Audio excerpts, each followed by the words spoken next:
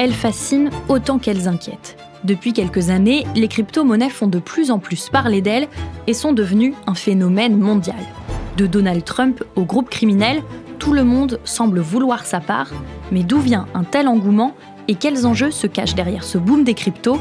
Je suis Charlotte Baris et vous écoutez La Ruée vers les cryptos, une série originale de La Loupe, le podcast quotidien de l'Express. Épisode 2, Trump ou la politisation des crypto-monnaies.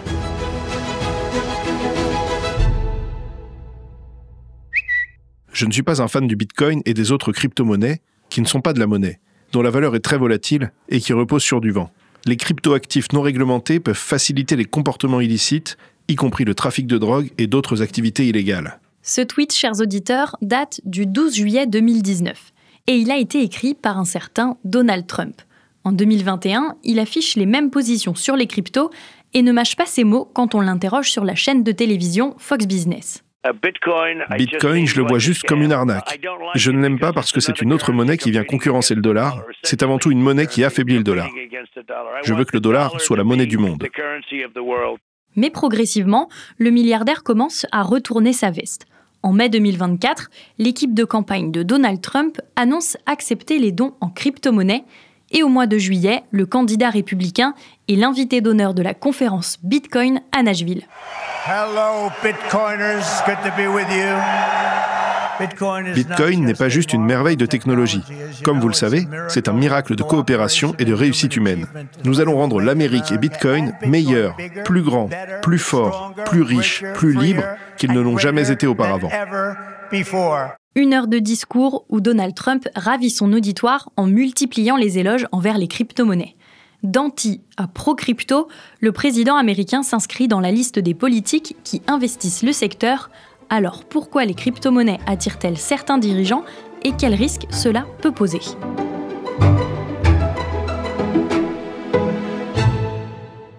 Aujourd'hui, on s'intéresse donc aux politiques qui s'emparent des crypto-monnaies. Et pour en parler, je reçois en studio Maxime Recoquillier, journaliste au service tech de l'Express. Bonjour Maxime. Bonjour Charlotte. Maxime, je te propose pour commencer de rester aux États-Unis. Comment on explique le revirement de Donald Trump sur les crypto-monnaies ? Comme tu l'as dit en introduction, Charlotte, Donald Trump se méfiait des crypto-actifs avant qu'il considérait comme une monnaie de criminels et en plus, elle concurrençait le dollar, donc la monnaie des États-Unis. Mais il a changé d'avis, d'abord par idéologie et par proximité, notamment avec les libertariens. Puis ensuite, il a reçu le soutien, donc durant sa campagne, d'entrepreneurs dans les crypto-actifs qui ont financé donc toute une partie de sa campagne. On parle d'un montant d'au-delà de 100 millions de dollars.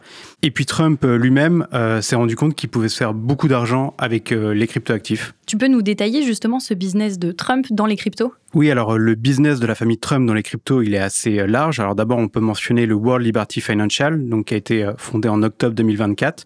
Alors Donald Trump, avec ses fils Eric, Donald Jr. et Barron, possédant tous 60% du capital de cette entreprise qui est donc spécialisée dans les cryptos.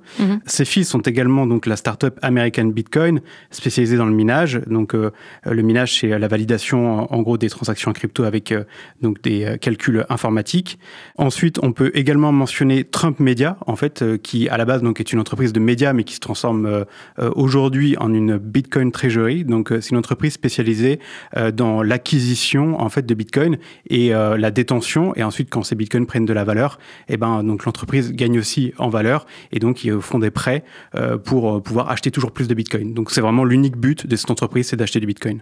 Au global, l'agence Bloomberg chiffre les gains de la famille Trump liés à la crypto à environ 1 milliard de dollars. Dedans, on peut comptabiliser déjà ce qui est officiel selon des derniers documents fédéraux.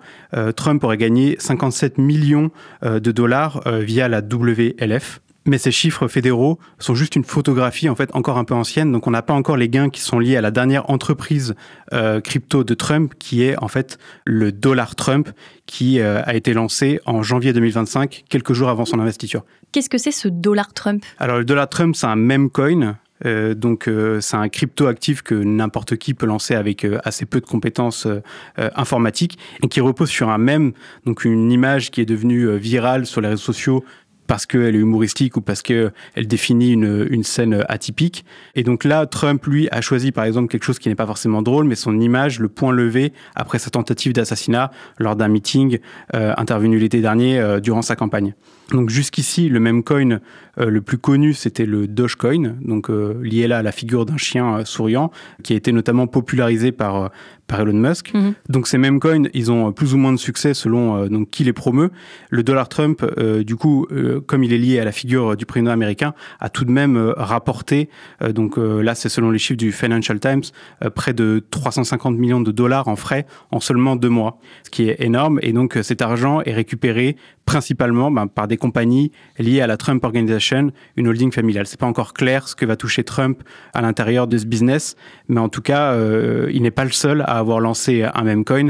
Sa femme, Melania, a également créé le sien en même temps que lui. Ça, c'est pour ce qui est des investissements de Donald Trump dans la crypto. On imagine donc que sa politique est aussi favorable au secteur. Oui, sa politique est favorable au secteur. Déjà, il a promis d'alléger la réglementation, tout simplement, en crypto, afin de soutenir l'innovation dans le secteur. Et il a également un signe fort, signé au mois de mars, un décret afin de créer une réserve stratégique de Bitcoin. Donc ça voudrait dire que l'État aurait dans ses réserves des bitcoins en plus des autres monnaies, par exemple. Exactement. En fait, l'idée, c'est de créer une sorte de trésorerie Bitcoin, d'en faire un actif de réserve, un peu au même titre que l'or ou des devises. Donc là, pour le moment, la réserve créée par Donald Trump est une réserve qui se base sur des saisies judiciaires. En fait, par exemple, le gouvernement américain avait saisi énormément de Bitcoin dans l'affaire Silk Road, qui était la plus grande plateforme dans le dark web d'échange de crimes, de drogue, etc. Et donc, les échanges se faisaient beaucoup en crypto actifs. Donc, ils ont récupéré cette manne-là pour en faire une réserve. Après, ils s'interdisent pas non plus d'en acheter peut-être un jour et peut-être même d'ouvrir à d'autres crypto-actifs. Mais en tout cas, cette réserve, elle doit permettre à terme de générer des bénéfices. Mais le principal problème avec ce type de réserve, c'est que le Bitcoin est globalement encore très volatile. Normalement, une réserve est censée être quelque chose de plus stable, comme on l'a mentionné avec de l'or qui, lui, l'est davantage. Donc cette décision de créer une réserve, on voit un très fort signal en faveur du secteur crypto et un signal un peu paradoxal puisque Donald Trump voudrait quand même en même temps donc avoir cette réserve crypto et donner des bons signaux au secteur, mais aussi maintenir un dollar fort. Maintenir un dollar fort et soutenir les cryptos, pourquoi c'est impossible de concilier les deux ? Disons qu'en promouvant d'autres actifs et hors du système bancaire traditionnel, il tend quand même à affaiblir le dollar, forcément, parce que si les cryptos deviennent des réserves de valeur, il y a moins forcément de demande de dollars, donc il peut aussi perdre de sa valeur. Et en plus, le dollar est déjà, qui plus est, affaibli par sa politique économique très protectionniste.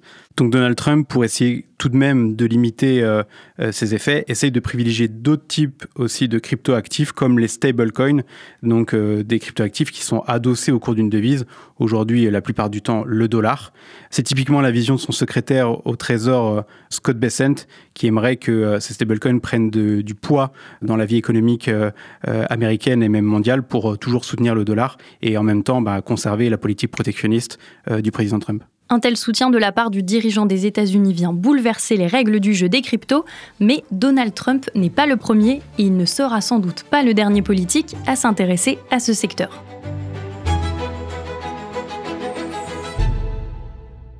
Le Bitcoin, monnaie officielle du Salvador depuis septembre dernier, au même titre que le dollar. Là, je n'ai pas de monnaie sur moi, alors pour la payer, j'utilise son code QR que je scanne. Son nom apparaît, j'indique la quantité et voilà. Je viens de lui envoyer $180 en Bitcoin.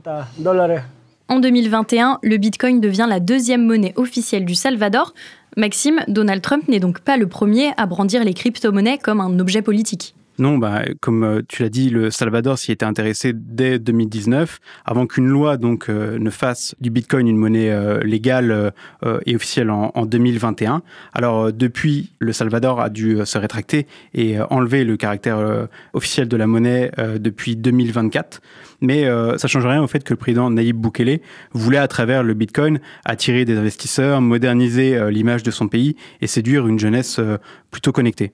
Et donc cet intérêt pour les cryptos aussi participer à son image de dirigeant cool, alors qu'il mène une politique particulièrement répressive Et depuis cet exemple du Salvador, il est de plus en plus fréquent de croiser les cryptos dans le débat politique. Par exemple, lors des dernières élections en Pologne, où le nouveau président, le conservateur Karol Nawrocki, s'est affiché comme pro-crypto en promettant d'alléger la fiscalité et de soutenir l'innovation dans le domaine. Lors des mêmes élections, le candidat d'extrême droite Sławomir Mencen était encore plus radical. Lui prônait une exonération fiscale totale sur le Bitcoin et, à l'image de Donald Trump, voulait l'intégrer dans les réserves de la Banque centrale. Et donc, qu'en est-il en France ? Alors en France, ça n'occupe pas une grosse place dans le débat politique, mais on en entend petit à petit parler, notamment via l'extrême droite, qui commence à s'emparer du sujet, avec le cas du minage de Bitcoin, dont on a déjà parlé, en utilisant les capacités nucléaires de la France, car le minage demande énormément d'énergie, et on pourrait servir donc des centrales nucléaires pour exploiter le surplus de production et revendre le Bitcoin gagné pour financer la maintenance ou la rénovation des réacteurs. Ça, c'est une idée évoquée par Marine Le Pen. L'eurodéputée Reconquête, Sarah Knafo, dans un discours au Parlement, vantait quant à elle l'idée d'une réserve stratégique de Bitcoin, un peu à la manière de Donald Trump. Et on peut noter que les partisans de Reconquête, à l'extrême droite, avaient lancé un même coin à l'effigie de Zemmour qui s'appelle le $Zem. De manière générale, c'est donc plutôt l'extrême droite qui a tendance à draguer le secteur de la crypto. Oui, parce qu'il y a une proximité idéologique, comme on l'a vu avec Donald Trump, mais aussi plus largement une proximité économique, anti-système, souverainiste, avec une méfiance notamment envers les banques centrales et des monnaies comme l'euro. Mais ce n'est pas réservé seulement aux partis d'extrême droite. Il y a fort à parier que beaucoup de partis politiques s'intéressent aussi aux cryptos dans une logique électoraliste. Tu veux dire qu'être pro-crypto, ça peut rapporter des voix lors des élections ? Oui, car le profil sociologique des personnes qui s'intéressent aux cryptos en France peut être un électorat clé, en tout cas un électorat intéressant.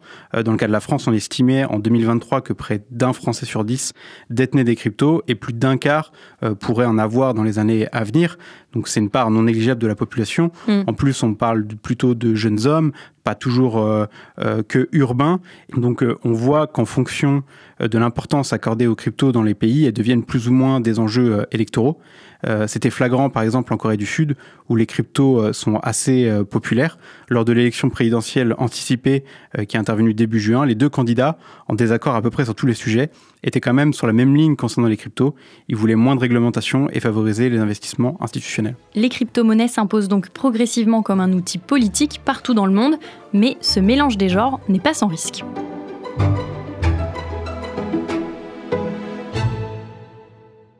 Le mois dernier, Donald Trump organisait un dîner en grande pompe dans l'un de ses clubs de golf près du fleuve Potomac en Virginie.